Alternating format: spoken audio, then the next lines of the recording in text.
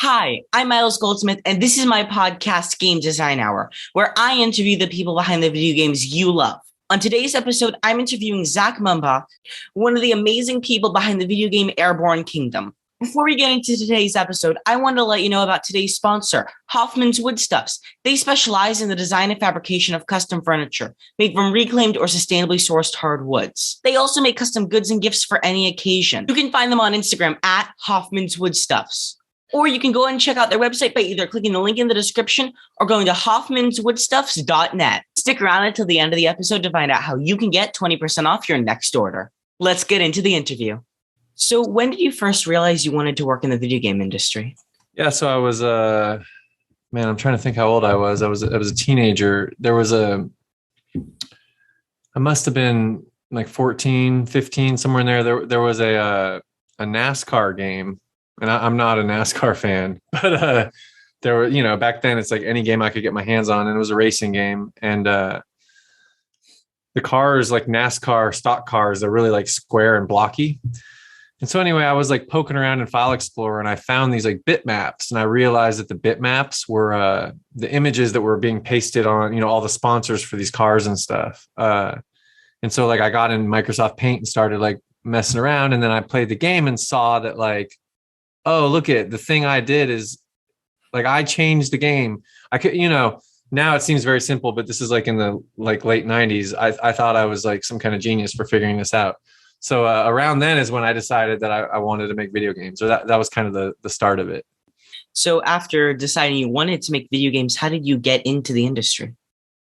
Yeah, so I worked at I got my kind of like an early job when I was in high school. I worked at like a video arcade because it was kind of like related, right? And while I was working there, it was like it was a fancy video arcade. We had these like flight simulators that were in these like motion pods up on like hydraulic arms. So it was like a really like fancy, and you could like, people would like dogfight against each other and stuff. And so there were like regulars that would come in and do these like events. And so I met some guys that worked there, and this is when I was in high school. I was a senior in high school, and I was trying to figure it out. This is the year 2000. So there weren't like a ton of video game like programs or like a clear path. And one of the guys just mentioned, hey, I used to be like a tester at EA, and they're right up the road. So I'm from the San Francisco Bay Area. Mm-hmm. And so that kind of like, I kept that in my brain. I remembered that he said it was like an entry level job. Like you don't need to go to like school or anything for this. You can just become a tester. And so then when I graduated high school, like maybe a month after I graduated high school, I went down to EA. I just like showed up and ended up being a tester. How did the original idea for Airborne Kingdom originate? It originally was a hotel simulator. When we're kind of like looking at ideas, and I came on after this. So like I'm telling you like, and I'll tell you when I came into the picture. So they were working on this like hotel thing, and it was like, oh, you're going to have these different rooms and like whatever, what kind of hotel simulator could we make? And then it became like, I don't know who had the idea, but like, what if the hotel was in the sky? Like, what was this flying hotel? And then it went from like flying hotel to like flying city. Like, hey, let's make this flying city, and like a city builder, like have it be roads and buildings and stuff. And I think at that point, that's still just like a pretty standard city builder, right? Like the fact that it's flying is a backdrop. That's like art behind the city or whatever. But then someone had the idea to like make the thing move. Like, oh, what if you could like move the city around? And that was kind of the aha moment for that game. So they made a demo of that, and they really didn't have anything figured out beyond that. And that's the thing that I played. And that's the thing that made me join the team, basically. How developed was the hotel simulator idea? I think it was just a concept. I think they did like early prototype stuff, like even just like looking at concept art and stuff. I think it became like a city. That actually happened pretty quick because I came on the team maybe a year after they initially had the idea to make something, How large was the team that worked on Airborne Kingdom? So majority of the time we had, I guess, 6 for half the project, we had like 4 full-time employees. And then for the last half of the project, we had 6 full-time employees, but then we also had a couple like contract positions that we hired out. So we had like a UI artist come in, and that was probably only for like a month and a half, maybe 2 months. We had someone do the soundtrack that was like, separate. We hired like someone to do animation, like our game has little characters. They walk around, they pick up materials, they do move around, but it's not detailed animation. It's really funny. I've got the randomly, like, the only animators I know all are from like Visceral, where I worked at before, and like really high level animators. They work on like AAA, super high quality stuff. And I don't know anybody else. And so the person that did our animations is just a friend of mine. His name's Shane. And I just, I thought, hey, it'd just be cool to have you be the one to work on like this game or whatever. And so one guy did all the animation, but he did it in like a week. For him, that's not even like prototype level for what he's used to doing, which are like all these crazy, super detailed animations. So there were probably like 5 to 10 people that worked in like little tiny chunks as contractors, but mainly like 6 full-time. Were there any video games that inspired different aspects of Airborne Kingdom? On the city builder side of it, a lot of games. Kingdoms and Castles was a big one for us. SimCity, City Skylines. There was this game at the time that was in early access that we looked at a lot called Flotsam. They're out now, I believe. And then, we also had like Frostpunk was probably, if I had to pick one biggest influence, it would be Frostpunk. Because, they have the story element to it. And then also just kind of like the way the city doesn't move, but there's like that. I don't know if you played Frostpunk, but they have this kind of like nodal gameplay where you send people out to these different locations and stuff. And so like just that concept of like quests, like your city is sending these like people out on these quests or whatever. I think we kind of looked at Frostpunk, and Frostpunk was like really dark, and like it's not like a happy game. You know what I mean? It's kind of a depressing game. And so we were kind of like, hey, what if we were like the happy version of Frostpunk? That would be like a worthy goal. What was it like working on a video game during the pandemic? Yeah, that's funny to think about. An interesting segue, just because I just talked about how we wanted to be a happy version of Frostpunk. And a lot of that, there's a lot of like sort of optimism in our game, and there's no violence in our game, right? And a lot of that is sort of coming from making it during the pandemic. And I think, even before the pandemic, we're here in the US, and there's just a lot of like political strife in our country. There's a lot going on that kind of rolled into this pandemic that like it's easy to forget. And like things were just kind of like down overall, or sort of a bummer or depressing. And so we kind of wanted to make this like relaxed, chill, kind of like almost like a stress reliever style game when we were making this. And then, we already worked remote, so we all live in different locations. Our whole thing about like our whole plan revolves around travel. And so that's why we're called the Wandering Band. The idea is that like we make games that we can make on laptops, and like really high end laptops, but still it's like we can travel and still make games. And so like you can go someplace and spend a month here and make a game or whatever.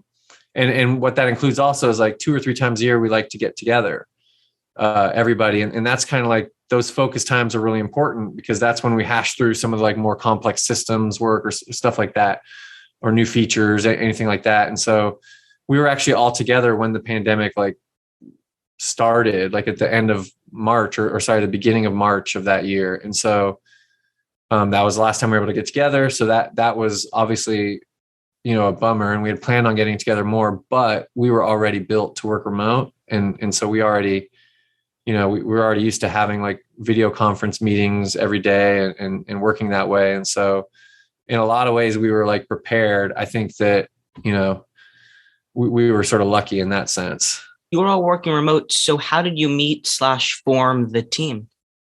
Yeah. So all of us used to sit together at Visceral Games. And so Ben left first. He left Visceral and went and started his own studio, and he made the game by himself, basically, and then I think like maybe a year after that released, or maybe at the same time, I'm not 100% sure, is when Visceral closed. And so, we had all worked together before, and it basically just, it's like friends that had worked together before just sort of got back together.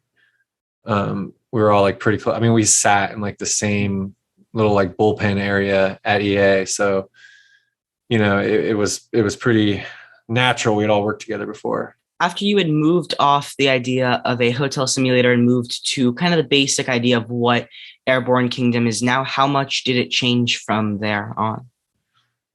Yeah, I think that probably the biggest change was sort of like the overall metagame, or whatever you would want to call it. The idea that like, hey, there's going to be, like, we had a city builder, like you could gather resources from the ground and you could build a city and you could move around. And then it was like, well, what do we do with that? And so the biggest change there was like starting to figure out, how much story we wanted to have in there. We're such a small team that can get really scary really fast. We start adding like story, and then all of a sudden, like, are you doing voiceover? Are you doing cutscenes? Are you doing like animated character? It can kind of get out of control. So it was trying to figure out, well, how do we sort of utilize these ingredients we have to make like a good game? And so, exploring like what the world was. In the final ship product, there's 3 biomes. There was only 1 biome at the beginning. So kind of coming up with those extra things, and then just the whole quest system and how we were going to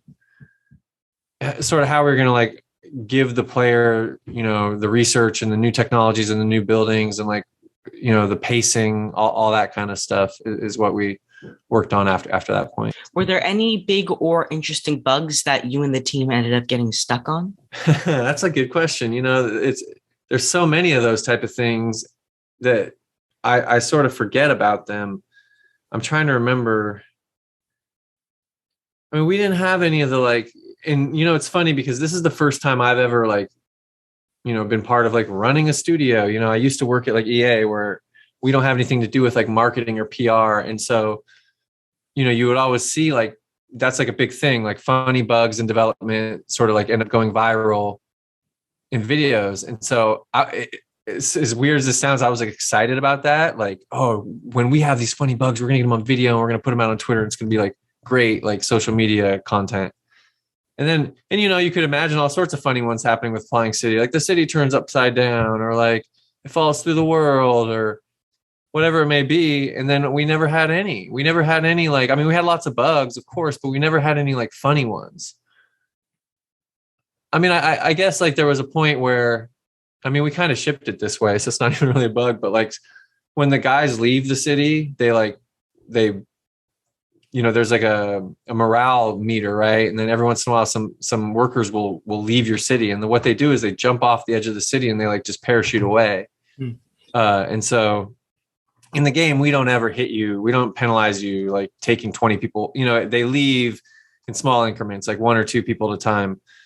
But when you're testing the game, you're using all sorts of debugger stuff. And so, the closest thing would be like watching 100 of those guys all of a sudden just leave, right? And they all just run, because it is kind of funny. We didn't, we don't have a ton of different animations. So we just had to use like the sprint animation, which is like a weird way. Like, oh, you live on a flying city. One day you decide you don't want to live there anymore. So you just sprint for the edge and jump and hit a parachute. And then hundreds of guys are doing that. That was kind of cool, but not really a bug. Were there any interesting ideas that were in the game at one point, or in an idea at one point, that just ended up getting cut? I mean, I think that the most interesting thing that we talked about would be combat. Obviously, there would be a ton of interesting things we could do with that as far as gameplay and stuff, and the way we would balance it and how it would work.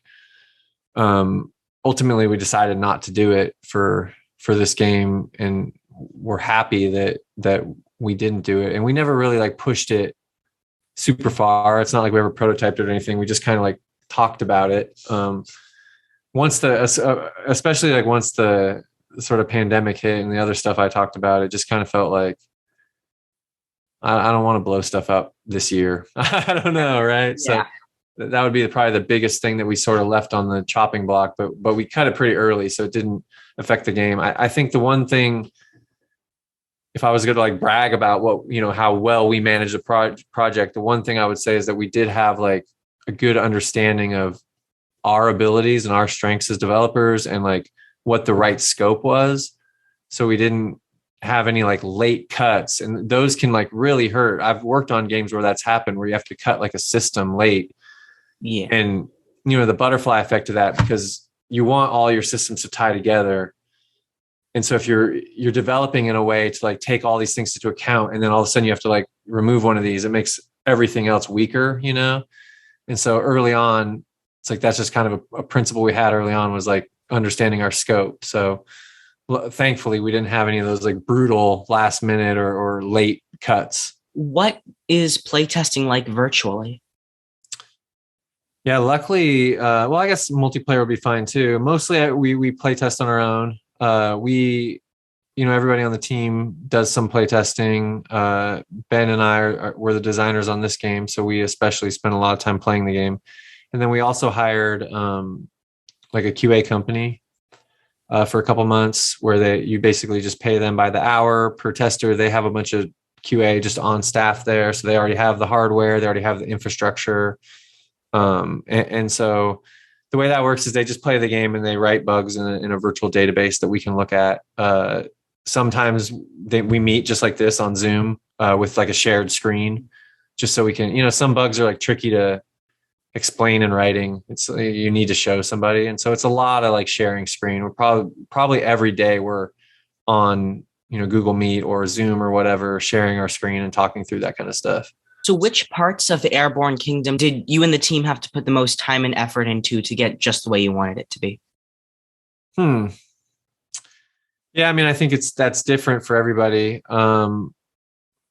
Just because we did, we had like pretty well defined, like we had an artist, and he's over here doing art. And so he would, probably say something different than what the engineers would say.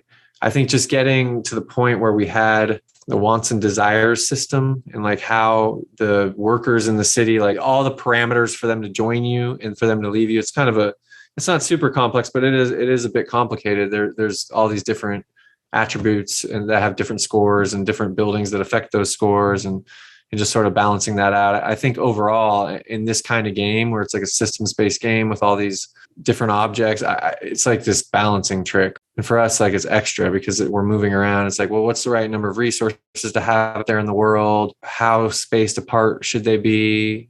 For like laying out a city or like buildings in a city, and like, having radius that affects other buildings. There's lots of other games that we can look at for that kind of stuff. But the fact that we're like moving around and then having the whole thing be based on like resource gathering, basically that's what the whole game is finding and gathering these resources that enables everything. And there's no game to really look at for that, like what game, there's not really a game that's done exactly that. So figuring out, well, what's the right spacing and amounts and all those things probably took the longest. Sorry to pop in here, but I wanted to let you know about today's sponsor, Hoffman's Woodstuffs. They specialize in the design and fabrication of custom furniture from reclaimed or sustainably sourced hardwoods. They also make custom goods and gifts for any occasion. You can find them on Instagram at Hoffman's Woodstuffs, or you can check out their website by either clicking the link in the description or heading over to their website, hoffmanswoodstuffs.net. Stick around until the end of the episode to find out how you can get 20% off your next order. Let's get back into the interview.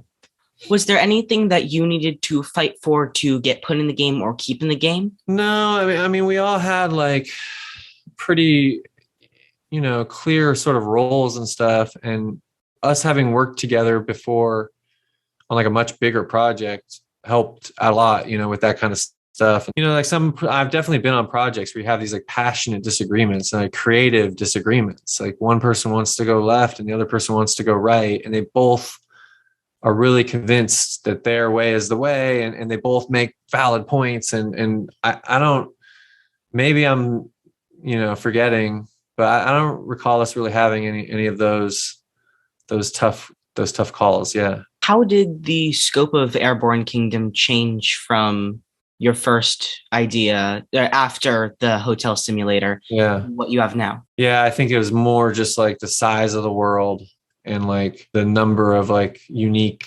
environment pieces that need to be made when you start going into like different like biomes, right? So we have like the desert, And that already is a bunch of work to make the ground, to make the lighting look right, to make the clouds look right, all these things. And then when you go into like, hey, we're going to make like this swamp area where it's like water and these islands and fog is thicker. And so it's not just like about making the assets that you need. It's also about like all this sort of like technical art stuff that needs to happen to make, clouds transition the right way and this and that. Or even, like that first demo we had, I don't think we had nighttime.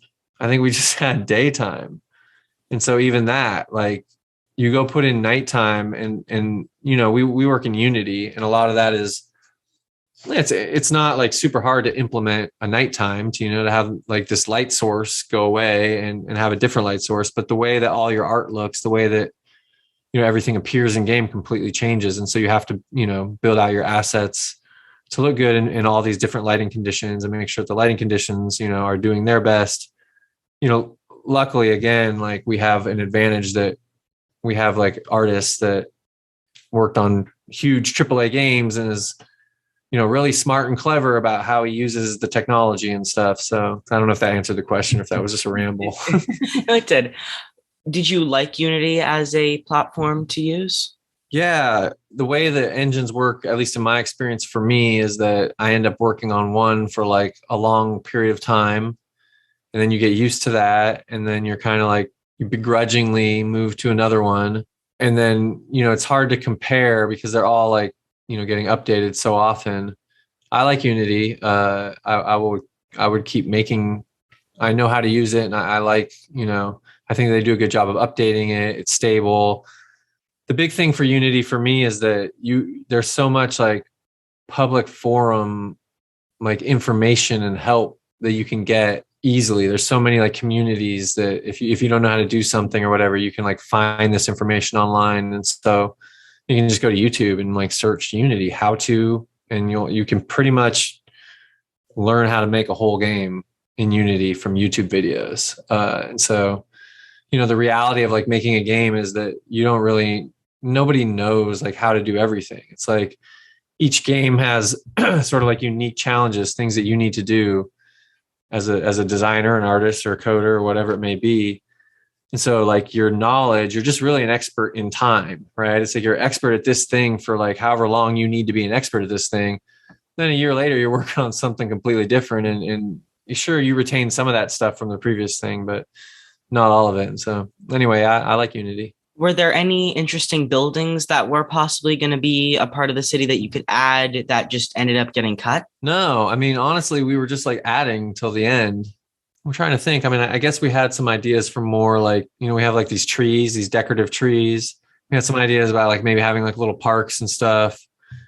And we just decided to give you these different tiles and you can kind of build your own anyway. But yeah, I guess maybe we would have had some like little custom parks or something. But no, we didn't really leave any on the cutting floor. How long have you and the team been working on Airborne Kingdom? So we released a year ago. We released December 17th. I think that you could say that we worked on it for like 3 years, but really it's like 2 years. The first year was like just a couple people prototyping things and messing around and hotel simulator talk, that kind of thing. Not really like, it's like more like game jamming, and then the team started to like ramp up and get serious about like making this game, probably about 2 years to get to launch. And then, a year of messing around before that, part-time basically, which is like the best. I think that's like the best, obviously you work for a big company and they want you to like get to work and get to production or whatever, but having like some time to just kind of like try stuff out and mess around and just toss around ideas. Hey, what if we made a hotel simulator? That's kind of how like good ideas will come together. What was the biggest design challenge you faced while working on Airborne Kingdom, and how did you fix it? Yeah, I guess it was like the fail state situation and like the tuning overall, and just like I remember when we had like what we felt was a good first pass at like kind of what I talked about before, like just a general tuning, like how fast do resources burn? How often do you find them? Yada, yada, yada. And so we made like a build of the game and sent it to some friends like, hey, check this out. And the friend that like I sent it to that he was a designer. He sent me back. He said, hey, is this a roguelike? Which means that he was like dying a lot. Right. And our thought was like, no, actually, we want you to kind of be able to overcome anything, but you'd have to be pretty negligent to die. We don't want it to be like hard. Like the challenge is like, it may take longer to figure out or whatever, but it's not necessarily about like dying, you know? Mhm. And so just knowing, like figuring that out, like, oh, right. So we're like really close to this. We've been working on it really long. Everything that's like easy or makes sense to me doesn't necessarily translate to like a new player. And I've never had to tune like a big old systems based game. It's not like I did it myself. Ben did a bunch of it too. So that was nice, right? When you have a partner and you can kind of talk through everything. But yeah, just like that. And then how we overcame it was just time. Like it's just about iteration. It's about like I that was definitely a thing I took away from this game is like, don't spend so much time like trying to design it out to be perfect. Just get everything working. And then it's really just about tuning a whole bunch of knobs, right? And that's just time. You just need time to work through that. What was the process for getting Airborne Kingdom onto the platforms it's currently on? Okay, so yeah, we basically made the game on PC. And we released the game on PC. When we were making the game on PC, there's, like I said, there's 6 of us. We're not really just focused on everything we need to do for PC. And then the game launched on PC, and then we kind of just kept working because we wanted to do a bunch of updates, but we also knew we wanted to do console. At the same time, we started talking to like publishers about the console version because it's really easy to get a game put out on PC. We ended up going on Epic Store, and that actually made it easier for us. We were like an exclusive to them, and so they took care of us as far as the logistics of actually uploading your game to their store page and designing the store and all that stuff. So we wanted to work with a publisher on consoles because it's really tricky to put out a game on consoles. Like you have to like deal with this first party company and all the sort of restrictions and guidelines that you have to go through. And so we ended up working with this company called Freedom Games, and their new publisher. And so the way that worked is they hired out another company that specializes in porting games. And then we also worked on it at the same time. And so that was pretty interesting because we went from this team of like 6 people. It's just us, all friends from like, we've all been friends for a decade. We've known each other for a really long time. And then all of a sudden there's like these new people like in our code, like doing stuff, making changes to the game or whatever. But that was how that worked. And so, that was like, I don't think in retrospect, I don't think that there's any way we would have figured out how to get these games out on the other platforms without doing that. And we've all shipped games on lots of platforms, but as part of big teams where there's all these people doing all these things that you don't even realize are happening. Right. So, yeah. Do you have plans to add any more updates in the future? We don't have like a designed plan. So where we're at as far as like timing is, so we did a bunch of updates to the game early on. We then we all shifted to consoles. We focused on the consoles. That was all the way up until November. When we shipped the consoles, we also updated the PC with a bunch of just like quality of life bug fixes and stuff that we had noticed while we were doing the console work. Then one of our team members had a baby. One of our team members is like moving. And so this month, there's the holidays this month. Yeah, we're kind of at that point where, I was thinking about that the other night. And it's like that's something we need to talk about soon and figure out, what we want to do next. Yeah. Looking back now, what do you wish you could have done differently before the initial launch? I wish that maybe like I could have understood like the marketing side of things a little more. I think that we had like really good PR, and that was really fortunate because we got lots of good coverage on the game, and that I think makes a big difference. We ended up like budgeting money for marketing, and in my mind it was like, okay, I'll do YouTube ads and Facebook and Twitter and maybe Reddit. I think we did some Reddit ads, but like not really like understanding how, like what a marketing strategy, like what's a good marketing strategy and how do you know what you're spending on this? Like you can go to Twitter and like you hit boost the tweet and you pay more money and you see your likes go up and you see like engagement, right? And same thing on Facebook or YouTube or any of these things. But like, how do I know how that's translating and what's good and what's like a good conversion rate and like you know what I mean? All these things that like, well, I don't know anything about marketing. I've never worked in marketing. I've never taken a marketing class.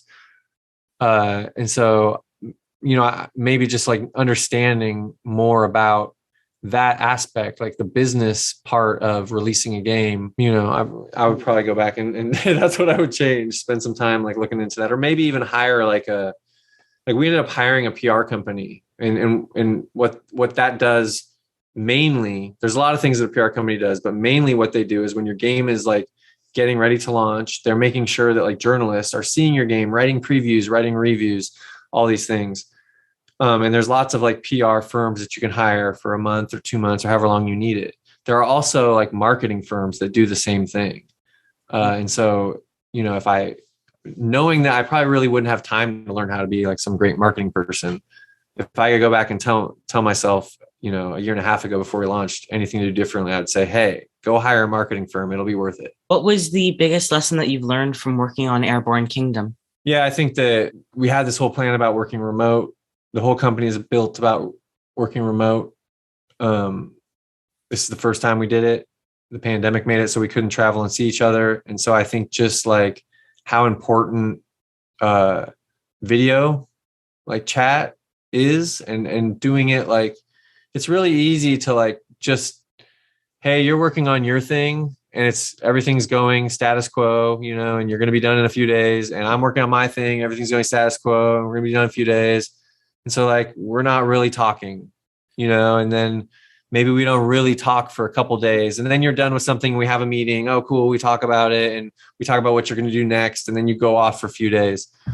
So like when you're in an office, you're around other people and you're just talking about things that maybe seem unrelated to what you're working on, but will somehow be related or bear fruit later on. And so, just learning to like schedule that time, to like force ourselves to do regular meetings and different combinations of regular meetings. Like the whole team meets, every day in the morning, but then also myself and one person will meet, once a week at this time, or myself and another person will meet like once every other week, and just doing that was like the biggest thing. Cause there were definitely periods in developing that game where like we didn't communicate enough, and you just start to like drift apart in terms of like cohesion, What would be your biggest piece of advice to newer devs trying to get their first game made or maybe like stuck working in the middle of their first game? I guess I'll have like two different versions of that, right? So the like new devs that are like trying to make a first game, I would advise to like go work for someone else and ship one game. Just ship a game with someone else. If you have like this idea of some game that you want to make, go ship a game with someone else. And it doesn't matter if the type of game is the same. Like if you want to make some FPS, but there's some RPG company that you can work for, go work for the RPG company. Just ship a game and see how the different like phases of development work from other developers that you can talk to and understand, this is why we're doing what we're doing right now. Because there's all sorts of things like just best practices that it's really hard to like catalog them all and to say, hey, here's like a manual of how to make a video game. These are all the best practices. I think like you need to like have that experience and see that. Now, if you're a developer that didn't do that, right, and just said, I'm going to make my own game, or you're working on, with a small team and you're kind of in the middle of it and you're struggling, I think that the thing to always do there is to like really evaluate what is the core, some people would say like the X statement of your game. Like, what are you trying to deliver? And then to really assess, to prioritize, like, what are the features that are like the proof that this, thing is done? And what are the essential things that have to be done? And to have like, the term for that would be like a minimum viable product, right? Like, what are the things I have to have with none of the like fluff? It doesn't mean you're not going to do any of the fluff. It's just about prioritizing, like make sure you get the things you have to have done and done well before you start diving. Cause it's really easy to have like your hands in a million different pots, and really it's about getting the core of the game to the point where it's fun. You see it all the time where people are working on projects and they haven't quite figured out like mechanically the fun part, but they've gone broad in all these other places that like kind of restrict them, you know? Yeah. And so it's just like figure out what the core of that game is, get that online, and then start like, you know, adding to it, really break it into chunks. So what's next for you? What are you working on now? Right now we're kind of on sort of a break.